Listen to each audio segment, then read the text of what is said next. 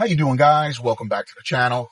So I recently did a van tour and I kind of made mention of an experience that I had with one of my components. So one of the components I felt was a non-negotiable in the van was a toilet. So I have a toilet box, which is pretty cool. It's aluminum, has a little bit of storage, and housed within the toilet box is a wrap-on toilet.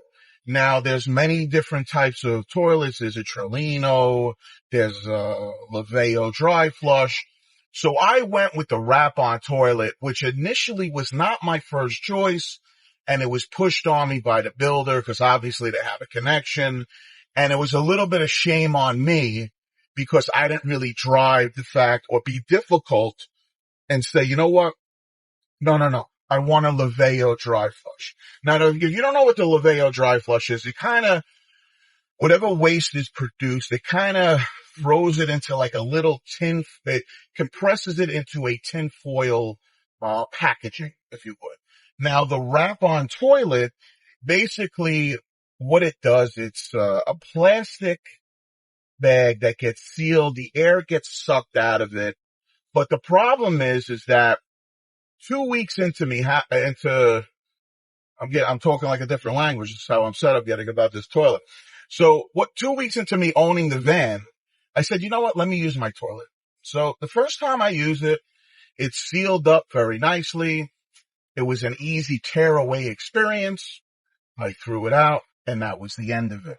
So now the second time that I used it, I was having some trouble. I did my business. And I was having some trouble pulling it. So all of a sudden, I heard a pop and the contents of the bag started to pour onto my brand new floor. So the horror and the noise that I made when this occurred, I still remember it like it was yesterday.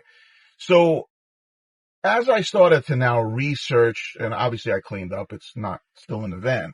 So as I researched the wrap-on toilet, I'm not the only one that's experienced these problems. If you peruse the internet or YouTube, you will notice that every once in a while, you're going to hear somebody say, well, the bag popped, this, that, and the third. So what I want, the point of this video, not that it's just a funny story, it's just that do your homework.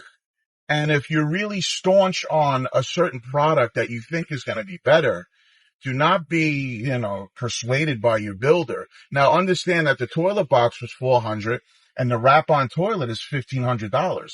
And to be honest with you, I am extremely hesitant to use this toilet again. I have a little bit of a system that I think I'm going to run through, which means I got to get down underneath because remember, it's infused into the toilet box. And I'm going to cut it a little bit to start the bag and then tear it away. Because if you haphazardly tear the bag, you can have the situation that I had. And this is why I'm doing the video, is that I don't want you to potentially have some type of carpeting, depending on, what you throw into your vehicle. It could be hard to get up a certain substance that is, all over your floor along with the smell.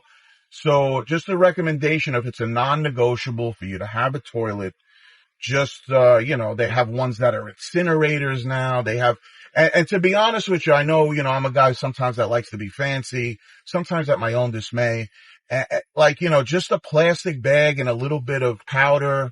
If you have to do your business and you throw it out, sometimes that could be the best bet. So don't always think that you have to be super tech savvy in your van. I know it's cool. And, if everything goes right, the wrap-on toilet is great, but there is that propensity that what could happen to you is that you can have basically shit all over your floor. So coffee and juice, I'm only here to help. But if you ever decide on endeavoring on building or getting your own adventure van. So we'll talk soon and have a great day.